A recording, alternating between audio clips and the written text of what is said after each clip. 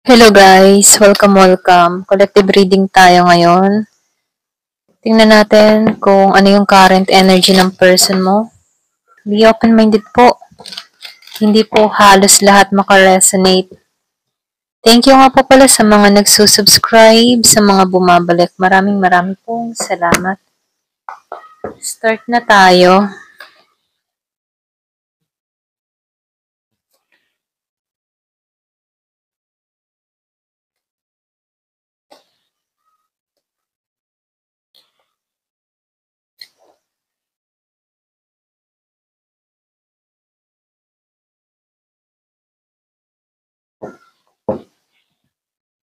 Meron ako nakikita ditong Scorpio, Cancer, meron ding Pisces, meron ding Aries, Leo, Sagittarius. Meron din ako nakikitang Gemini, Aquarius, and Libra. Meron ding Leo. Malakas ang Leo.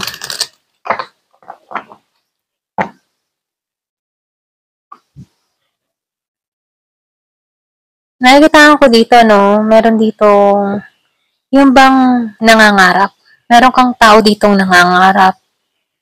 Meron akong nakikita dito na mahabang panahon tong na-stuck. Yung iba sa inyo, matagal na kayong walang contact ng tao na to. Wala kayong usap. So, nakikita ko dito, tingin ng tao na to sa'yo, ganun ka pa rin. Okay?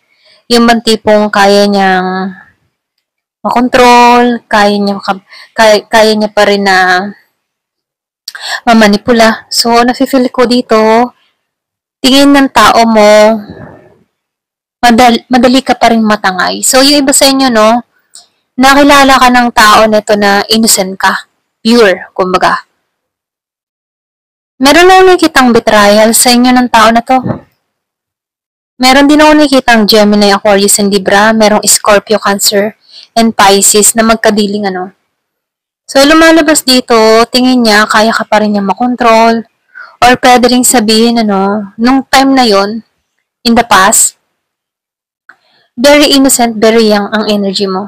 So, nakikitaan ko dito, pwedeng ito yung first boyfriend mo, first girlfriend, first sa lahat. So, ito lang yung nafe-feel ko, no? Kaya lang, meron ditong pangyayari na kung saan nagkaroon dito ng betrayal. Meron akong nakikita dito na tinaraydor, merong inabando na.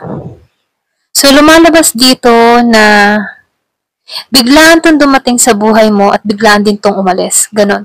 Ganon kabilis, ano? Kung gaano to kabilis na dumating sa buhay mo, ganon din siya kabilis na umalis sa buhay mo. Okay?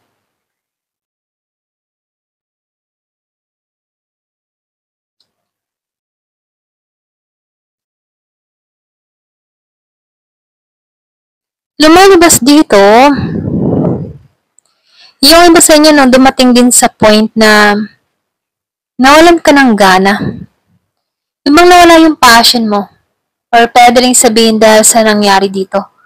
Okay? So, lumalabas dito, no, na meron ditong tao na nawala ng interest dahil sa mga nangyari.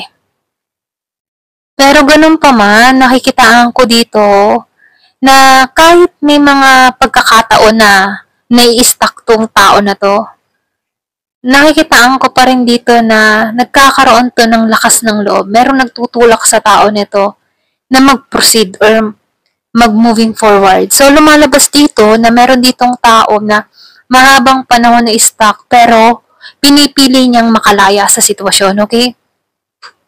So, lumalabas dito, no, na kayong dalawa dito dahil sa betrayal na nangyari, na-stuck ka din dito, okay? Kung ikaw yung may atraso sa person mo, no, nakikitaan ko dito na meron kang hinahanap na wala sa person mo, okay? Kung ikaw yung may atraso. Pero kung ikaw yung agrabyado dito, nakikitaan ko dito na innocent ka nung nakilala ka ng tao na to.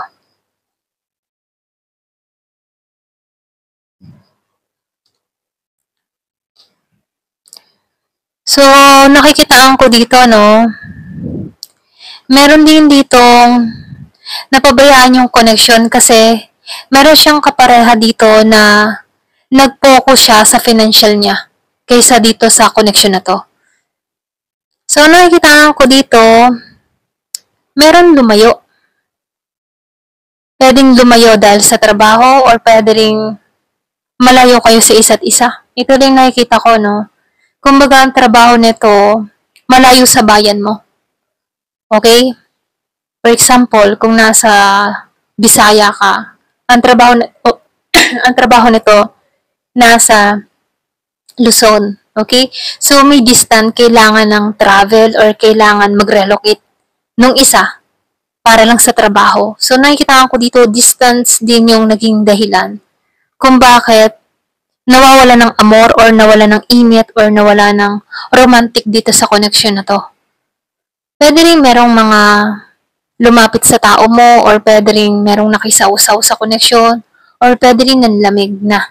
Nanlamig na sa'yo, okay? Or pwede rin ikaw, nanlamig ka na rito. So, meron ako nakikita nanlamig dahil malayo. Meron akong nakikita dito sa part na to, no, na Virgo, Capricorn, Taurus. Meron din akong nakikita na Scorpio, Cancer, and Pisces.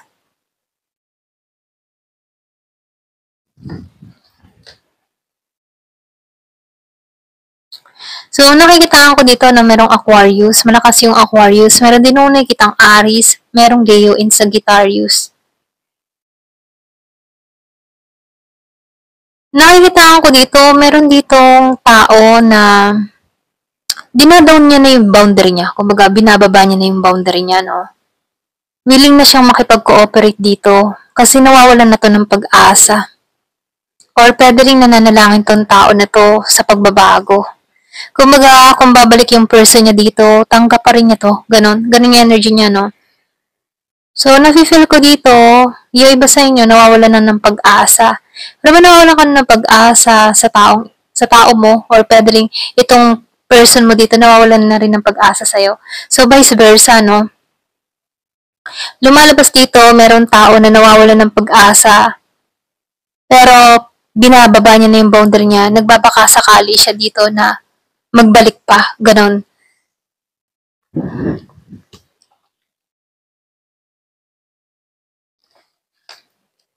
Meron naman nakikita Scorpio, Cancer and Pisces. Meron din Aries, Leo, Sagittarius. Dito sa part na to, nakikitaan ko dito na wala pa kayong pagkikita ng tao na to. Meron din ako nakikita dito na nanlamig. Nawawala na yung amor. Kasi napatawad niya na rin to. Alam mo yung tipo na pinalaya niya yung sarili niya, pinatawad niya tong tao niya, o person niya, okay, kadiling niya, pinatawad niya tong kadiling niya para makalaya siya sa nararamdaman niya. So, ganun ano. Kumbaga, meron akong nakikita dito na nag-final decision, tinapos na yung connection, para makalaya na sa sitwasyon. Ganun. So, lumalabas dito na yung iba sa inyo nagkapatawaran kasi wala na kayong nararamdaman sa isa't isa. Yung parang nilet go nyo na lang ang isa't isa para matapos na or para wala nang galit sa isa't isa. Nafe-feel ko dito yung naghiwalay na okay. Okay?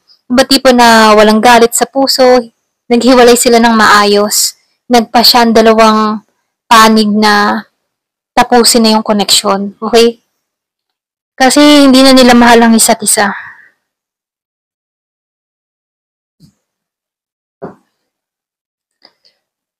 Meron akong nakikita sa part na to, no? Merong Virgo, Capricorn, Taurus. Meron din akong nakikitang Gemini, Aquarius, and Libra. So, merong kadiling kang ganon or pwede ring energy mo to. So, lumalabas dito, merong sumuko. Yung tipo sinukuan niya na. Hindi niya natutinarabaho pa. Hindi niya na-finish yung sarili niya. Kasi itong tao na to, Wala na siyang lakas para harapin yung person niya, yung kadili niya, okay? Or yung ex niya. Lumalabas dito na ayaw niyang harapin to o pwedeng may pag-iwas na ginawa dito.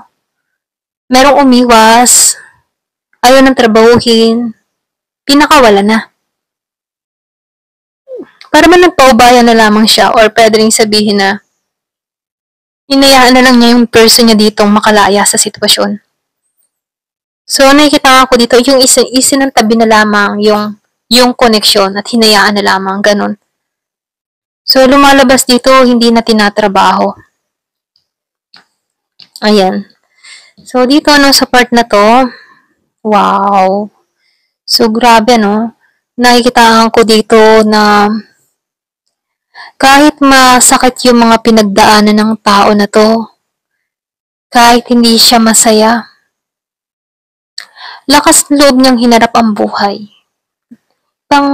Yung inner strength niya, nangingibabaw. Hindi basta-basta yung pinagdaanan ng tao na to. Meron akong nakikitang Leo. So, nakikita ko dito, mahirap yung pinagdaanan ng tao na to. Meron akong nakikitang single mother, single father.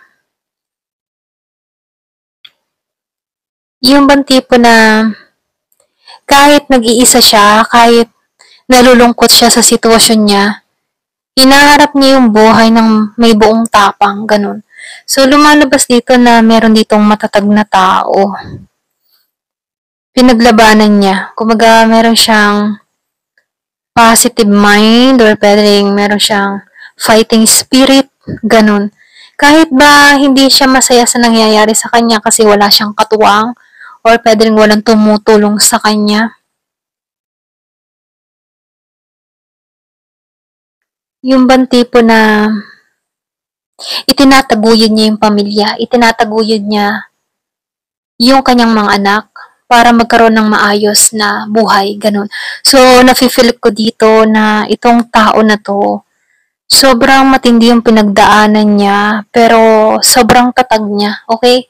So, yung iba sa inyo, ikaw to, okay? Ito lang nakikita ko. Yung iba ha, nakikita ko dito, meron ditong tao na sobrang tatag niya, kahit ang bigat-bigat na lumalaban pa rin siya, andun yung positive mindset niya na malalampasan niya to.